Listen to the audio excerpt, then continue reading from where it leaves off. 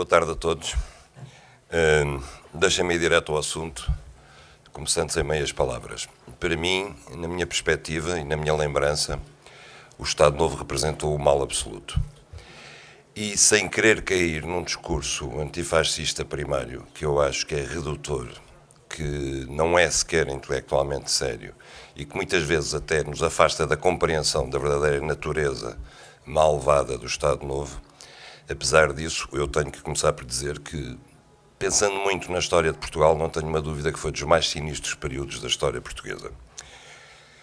Não apenas porque foi uma longa ditadura, fisicamente. Uma ditadura onde fisicamente e na vida cotidiana nós sentíamos o que era a ditadura. Era proibido formar partidos políticos, era proibido o sindicalismo livre, era proibido reuniões de mais do que dois na via pública, era proibido ver os filmes que queríamos ver, os livros que queríamos ler. Era proibido um sem número de coisas que tornava a ditadura uma coisa física, palpável e concreta. Mas também porque o Estado Novo foi um projeto ditatorial sobre as almas e os espíritos.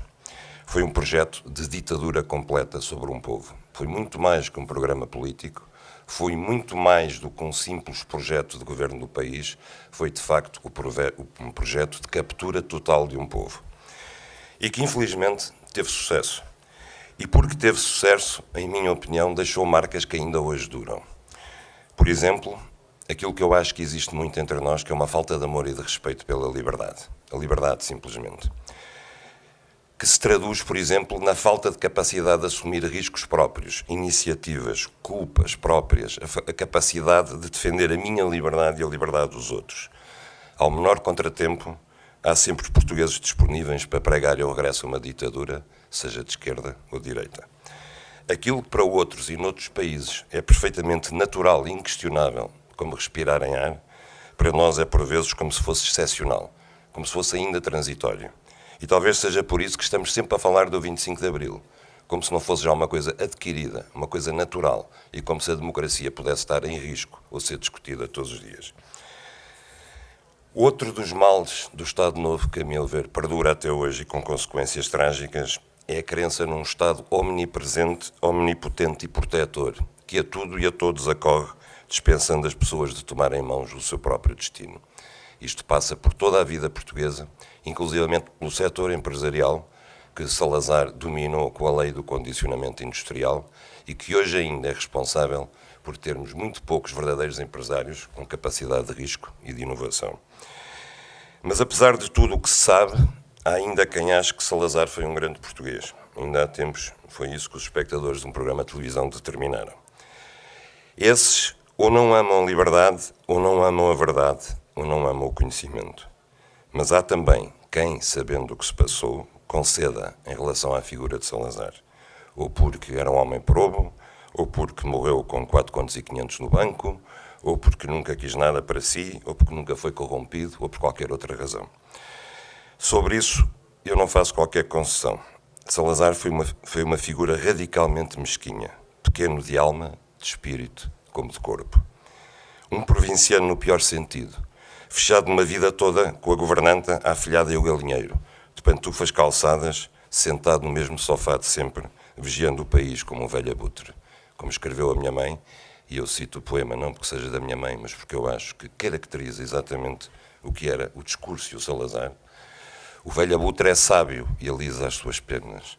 A podridão lhe agrada e os seus discursos têm o dom de tornar as almas mais pequenas. Não se conheceu a Salazar, por exemplo, qualquer propensão para fazer ou apreciar um desporto que fosse. Nunca terá ido à praia, à pesca, nunca entrou num barco à vela, nunca deu um passeio a cavalo ou de moto ou bicicleta. E só sabe que andou uma vez de avião e não gostou. Não se lhe conhece um vício ou um prazer. Mas também não se lhe conhecia qualquer gosto por ler poesia ou romances, por ir ao cinema ou um concerto, por apreciar uma exposição de pintura ou de escultura, por se interessar por fotografia ou qualquer outra arte. Governando um imenso império que obrigou a juventude a defender de armas na mão, jamais teve a curiosidade de visitar sequer a Ilha da Madeira. Aliás, só uma vez foi ao estrangeiro e a Sevilha para se encontrar com Franco depois da guerra. Tendo vivido e governado num tempo fascinante, mesmo nas suas tragédias, num mundo em constante mudança e descoberta, ele fazia questão de se mostrar alguém perfeitamente indiferente ao mundo lá fora, a nada mais aspirando do que ao viver habitualmente, que era o programa político que oferecia também aos portugueses.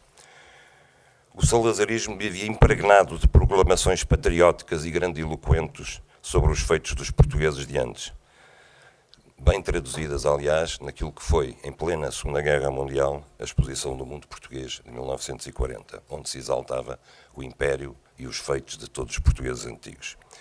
Mas é difícil encontrar alguém que menos correspondesse ao arquétipo dos heróis exaltados do que o próprio Salazar.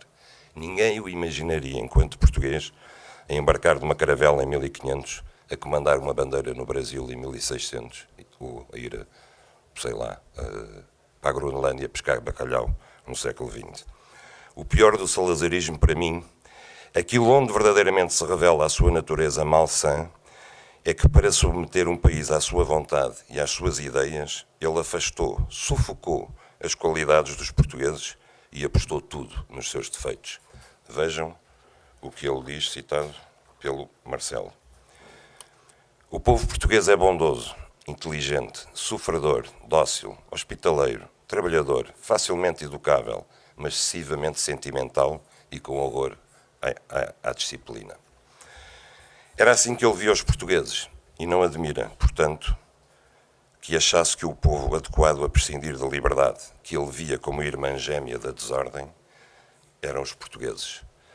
Para ele, a liberdade era a maior ameaça ao bem-estar dos povos, e por isso cabia-lhe a missão patriótica de habituar os portugueses a viver habitualmente sem liberdade. Todos esses direitos democráticos, disse ele, nada valem ao pé do maior de todos os direitos, a segurança que nós damos às pessoas. Fecha aspas. Foi assim, sem admirar, que Salazar reduziu as eleições a uma paródia. Não só as reduziu, como reduziu a própria noção de sufrágio universal, o próprio direito natural dos povos escolherem quem os governa, a uma paródia que ele justificava nos seguintes termos, por exemplo. Página 89. Por felicidade, o país, ao desempenhar-se do encargo constitucional da eleição, atenção que desempenhar-se aqui quer dizer libertar-se, não tem que escolher. Felizes as nações que nos momentos cruciais da sua vida não são obrigadas a escolher e às quais a providência, com desvelado carinho, dispõe os acontecimentos e suscita as pessoas de modo tão natural e a propósito que só uma solução é boa e essa a veem com nitidez no íntimo da sua consciência.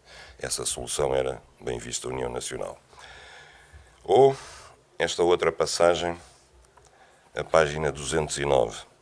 Não creio no sufrágio universal, porque o voto individual não tem em conta a diferenciação humana. Não creio na igualdade, mas na hierarquia.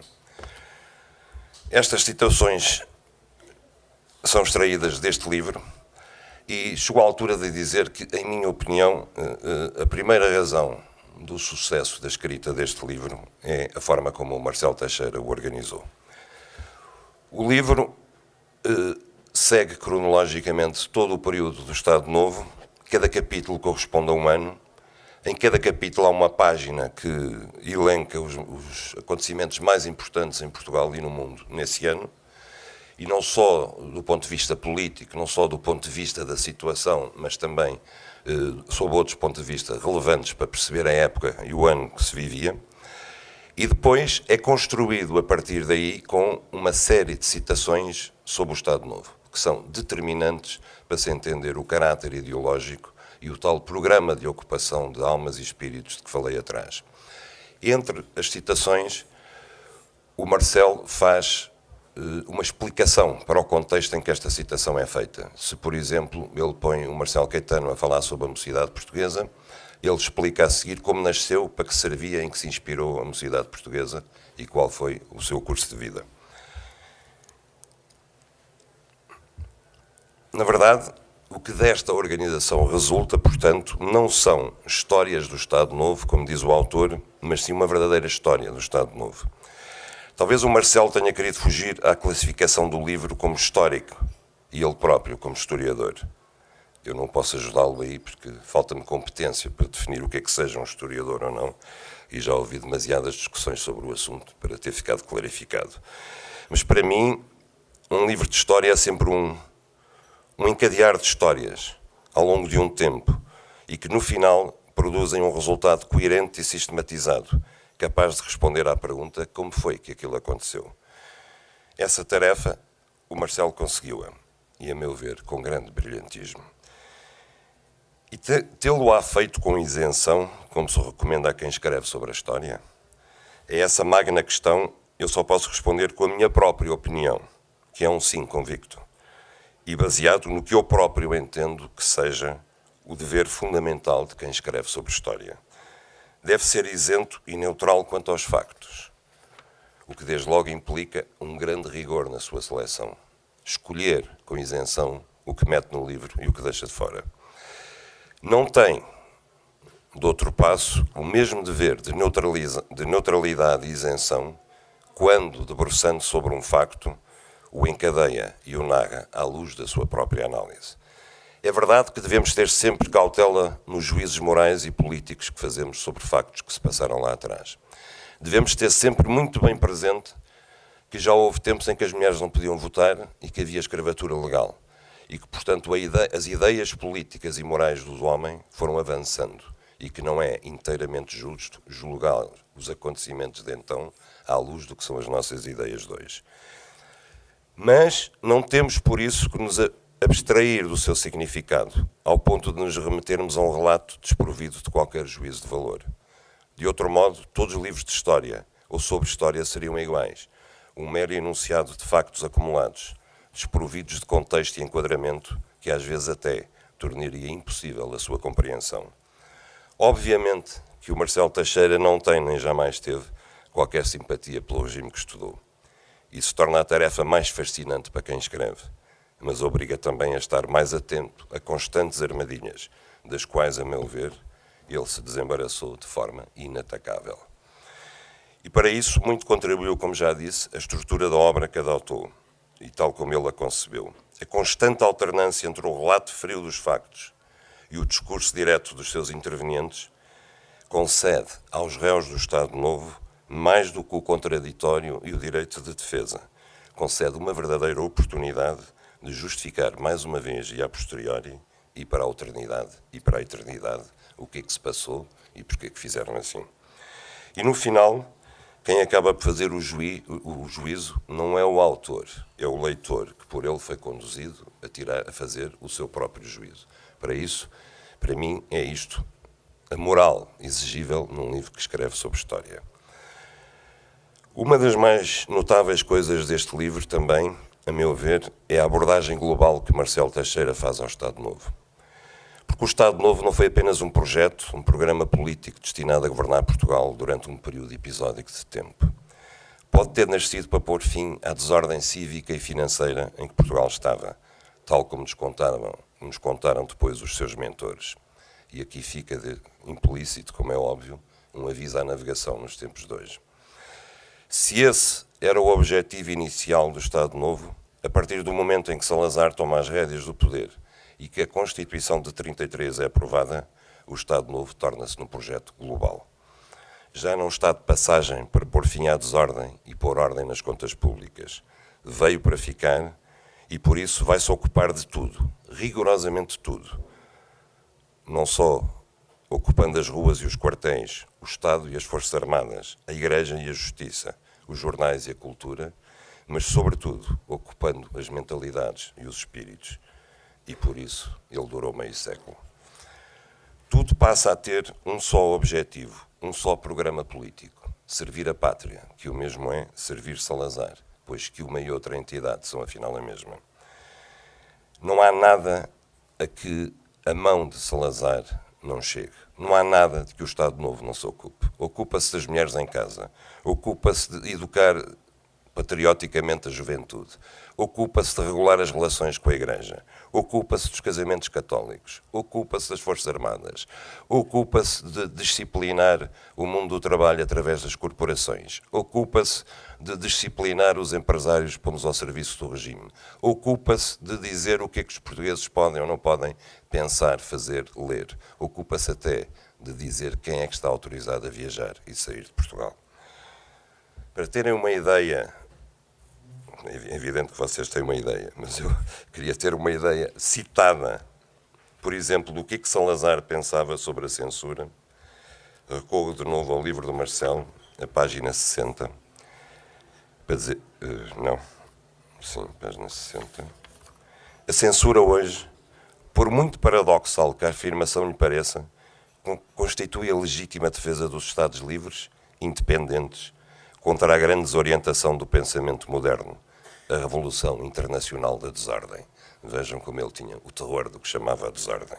E mesmo um homem que mais tarde viria a ser um grande dissidente do regime e biografado pelo Francisco Teixeira da Mota, o Henrique Calvão, que foi o primeiro presidente da emissora nacional, declarou aos microfones da mesma, na hora zero da sua inauguração: a emissora nacional, realização do Estado Novo, é hoje mais um soldado que se alista, uma força ao serviço do Estado Novo. Portanto, pelo menos podemos dizer que tinha um mérito de não esconder as intenções. Salazar também se ocupava, como disse, das mulheres, da família, visto que fazia parte da sua célebre trilogia e era um elemento fundamental dela. E o que achava Salazar, por exemplo, do trabalho da mulher? Achava que o trabalho da mulher casada e, de uma maneira geral, mesmo da mulher solteira, compreendido na família e sem ser responsável por esta, não deve ser encorajado. Nunca houve uma boa dona de casa que não tivesse muito que fazer em casa. Mas isto era contra as senhoras, a propósito das senhoras de bens, porque o salazarismo também se ocupava de outras senhoras de má fama. É assim que o Governo Civil de Lisboa, logo no início do Estado Novo, produz uma extraordinária diretriz contra toleradas e meretrizes, que o Marcelo teve a extraordinária capacidade de descobrir e publicar e que eu não sabia. E então, no número 1 dizia, vá lá, é permitida na via pública a livre circulação de toleradas e meretrizes, como tais classificadas no artigo tal. Mas logo depois dizia o seguinte no artigo 2º, isto era típico do Estado Novo, era como o artigo 8º da Constituição de 33. O Estado garante aquela liberdade. E depois, parágrafo 1º, estas liberdades são reguladas em lei especial. Ok. Aqui também, no artigo 2º, dizia expressamente proibido às toleradas e meretrizes divagar em circuito limitado, o que quer que isso fosse. Transitar em grupos de mais duas, também era uma opção. Estacionar em lugares públicos e escadas, formar grupos, entreter conversações, proferir obscenidades, que era próximo da conversação, e provocar ou atrair a atenção dos transeuntes com palavras, gestos ou sinais. Também era proibido várias outras coisas, entre as quais demorarem-se nos estabelecimentos de qualquer natureza que seja além do tempo indispensável para efetuar compras ou se alimentarem. Vocês vejam as profundidades e o detalhe a que podia chegar o projeto político do Estado Novo. A pior herança do salazarismo, a mais duradoura, a que até hoje mais nefasta se revela, foi o seu sucesso. Foi, portanto, o seu sucesso em conseguir que os portugueses deixassem de pensar e de se exprimir livremente. Os portugueses, disse ele numa das célebres entrevistas a António Ferro, têm a sorte de não terem de se preocupar com a política e as suas divisões, podendo consagrar-se inteiramente ao trabalho. Fecha aspas, enquanto, eu já não estou a citar de cor, enquanto o Governo trata disso. O Zé Pedinho a isto respondeu, como sabemos, muito bem, a minha política é o trabalho. Não admira assim que não consigamos encontrar, em 48 anos de regime, um só criador artístico que tenha sido adepto do Estado Novo, com exceção, talvez, da Amália Rodrigues, e com exceção do caso notável do Fernando Pessoa, que, tendo começado por acolher simpaticamente, não propriamente a figura de Salazar, mas o golpe militar de 28 de maio de 26, rapidamente se afastou, até porque ele foi vítima de um episódio engraçado, que foi o primeiro prémio do CNI, o Serviço Nacional de Informação, instituído por António Ferro, a que o Pessoa concorreu com o livro mais patriótico que conseguiu, que foi A Mensagem. E não ganhou. Ganhou para um padre que ainda fez um livro muito mais patriótico, mas sem qualquer espécie de qualidade, cujo nome a história e a literatura, felizmente, não registaram. Mas o facto de não encontrarmos qualquer criador artístico de valia, que tenha permanecido e que fosse adepto e integrado no Estado Novo, sendo o retrato da miséria moral de um regime que atravessou um período tão rico na história da criação artística, sem ter produzido a seu lado um pintor, um arquiteto, um escultor, um músico, um escritor, não é coisa que deva surpreender. Pois que, em vez disso, o regime fez sim exilar ou prender alguns dos seus maiores, como Torga, José Rodrigues Miguéis, Jorge de Sena ou Manuel Alegre. E mesmo os mais brilhantes intelectuais do Estado Novo, que os teve, quase todos, com exceção talvez de Franco Nogueira, acabaram a decidir. Aconteceu assim com o Adriano Moreira, com o Armindo Monteiro, por exemplo. O grande intelectual do Estado Novo, que Marcelo Teixeira, a meu ver, demasiado generosamente classifica como tal, António Ferro, eu penso que quem for ler as entrevistas dele com Salazar ficará espantado como é que se pode considerar António Ferro um brilhante intelectual. Ele, de facto, gostava de ter uma auréola cultural. Cultivava alguns escritores menores do fascismo italiano, por exemplo, mas as suas entrevistas com Salazar são feitas num tom que eu não hesito em classificar de sabugice, que é repelente do ponto de vista jornalístico. Portanto, se este foi o grande intelectual do Estado Novo, estamos conversados. E mesmo quanto a heróis da estirpe que o Estado Novo venerava, militares e africanistas, todos os grandes acabaram a conspirar contra o regime. Foi assim com Norton de Matos, com Paiva Conceiro, com Henrique Galvão, com Humberto Delgado. Este é o retrato do Estado Novo que vocês podem encontrar neste livro, e esta é a minha interpretação do Estado Novo, que não coincide com a do Marcelo só numa coisa, porque não está no livro, está na cabeça dele. E ele portou-se aqui com a isenção e a distância requerida para quem lançou mãos a esta obra imensa. Durante anos, como o Marcelo já referiu, ele foi meu editor. Criámos uma relação de amizade, de muita admiração e por vezes de grande cumplicidade, até nas cores clubísticas. Coincidimos em muitas coisas de que ambos gostamos e noutras que ambos repudiamos. A escrita, que foi o que inicialmente nos fez encontrar, manteve-se sempre como um traço de união que nunca se quebrou entre nós. Sempre tive a noção clara de que o Marcelo sabia que escrever não era nenhuma brincadeira, nenhuma ocupação secundária, nenhum passeio no parque. Sei que com este livro, fechado dias a fio nas bibliotecas e perdido noites sem fim diante do computador, ele o sentiu na pele, porventura, mais agora do que nunca. Sinto-me muito honrado por me ter convidado a apresentar esta sua primeira grande obra, mas sobretudo sinto muito feliz como amigo por lhe poder dizer agora, com toda a sinceridade, que valeu a pena. Quando ele me disse que estava a escrever e o que pretendia de mim, temi, e posso confessá-lo agora, que fosse mais um livro sobre o Estado Novo, a acrescentar a tantos que, por interesse ou por razões profissionais, já tive de ler ao longo da vida. Não vou dizer se este é o melhor na categoria, o mais bem investigado ou o mais bem escrito. Mais importante do que dizer isso, que seria sempre subjetivo, é dizer, por exemplo, que este é um livro muito sério e absolutamente suficiente para quem quiser saber o que foi o Estado Novo. E sobre isso, que não é pouco, acrescenta aquilo que um leitor normal, isto é, um bom leitor, normalmente quer saber. Sim, este livro é bem escrito. E não, este livro não é chato, devora-se. Serve ainda o livro para passar de pai para filho e de filho para neto. É um desses livros. Serve para quem tem respeito pela memória, ou apenas para quem tem curiosidade pela história.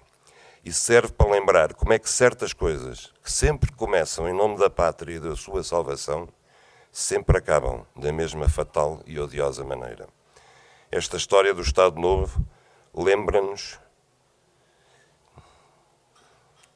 lembra-me que há algumas coisas, como a liberdade, que são mais difíceis de recuperar do que as finanças públicas, para quem acha que ainda há ditaduras felizes e generosas. Obrigado e parabéns, Marcelo. Que o António Ferro faz ao Salazar no final de 32 e que depois são publicadas em 33, esse leque de 5 entrevistas ao Diário Notícias, de facto é um trabalho de grande sabugice, sem dúvida, e aí coincidimos de facto, mas mantenho que o António Ferro, sobretudo pelo seu trabalho intelectual que iniciou no início dos anos 20, ao nível do ensaio e da estética, e até na introdução de valores vanguardistas em Portugal, foi um bom intelectual, enfim, do meu ponto de vista, obviamente. Depois, ao contrário de outros grandes intelectuais que inicialmente se aproximaram do Estado Novo e acabaram por se afastar, ele enverdou pelo sentido contrário, afeiçoou-se cada vez mais, enfim, e infelizmente manteve-se nessa teia. Bom, Miguel, estou sem palavras para classificar a generosidade do discurso. Obrigado. Este livro, gostava de referir, é o primeiro livro de uma nova editora, as Edições Parsifal, que começarão a editar com regularidade no início do próximo ano. Enfim, depois, mais adiante, lá para janeiro, eventualmente, será feita uma apresentação oficial da editora. O que é que está subjacente à feitura deste livro? É mais ou menos uma ideia antiga, que já vem dos tempos da faculdade. Enfim, na altura, sobretudo no último ano, lembro-me da maneira como o Salazar consegue chegar a ministro. São períodos muito conturbados, o final da Primeira República, com ataques bombistas diários, de grande instabilidade social, grande instabilidade política, as forças republicanas não se entendem muito bem, não conseguem ter maioria absoluta na Assembleia e, portanto, obriga a jogos de poderes e a coligações que acabam sempre por redundar em fracasso. O país está mais ou menos numa situação de desespero e o Salazar é chamado a assumir a pasta das finanças. Demora-se pouco tempo, menos de 15 dias da primeira vez. Passado 2 anos, então o jovem ministro que morre em 43, o ministro das Obras Públicas mais famoso, Eduardo Pacheco, vai, então com 29 anos, vai a Coimbra convencê-lo a regressar ao governo. Ele regressa ao governo em 28, ao governo do Vicente Freitas, que, enfim, 2 ou 3 anos depois, o próprio Salazar acabará por demitir da presidência da Câmara Municipal de Lisboa.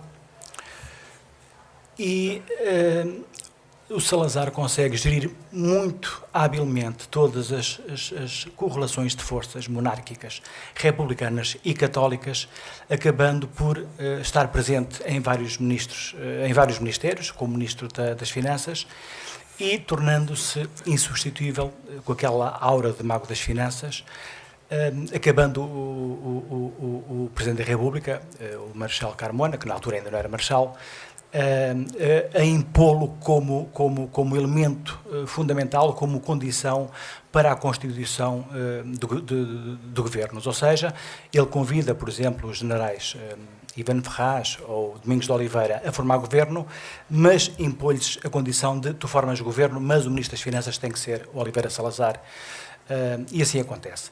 Em 32, ele ascende a Presidente do Conselho, portanto, cargo que ocupará, como sabem, até 68, e dessa altura, nessa altura começa uma série de frases, ou são proferidas uma série de frases, por exemplo, já uma das vezes que ele é Ministro das Finanças, em 29, na sala de Conselho de Estado, ele tem aquela célebre frase, tudo pela nação, nada contra a nação, mas, portanto, começa aí uma série de frases que, hoje em dia, todos nós conhecemos de cor. Muitas vezes não sabemos muito bem em contexto as frases foram proferidas e, portanto, era uma ideia minha antiga fazer um livro que compilasse estas frases todas. Aproveitando uma pausa profissional, enfim, decorrente de uma situação que a maioria de vós tem presente e sabe, portanto, da minha saída da oficina do livro, aqui uma pausa profissional, aproveitei para meter mãos a este projeto e então, de facto, fazer aqui, inicialmente começou por ser aqui elencar as principais frases, o projeto foi crescendo, comecei a entusiasmar-me e, portanto, o resultado é este que está aqui. Enfim, que de alguma forma, digamos que tentei abordar todas as grandes questões e todos os grandes acontecimentos que atravessam a ditadura salazarista, e marcelista também, até 74, até à Revolução. Enfim, espero que seja do vosso agrado a vossa leitura.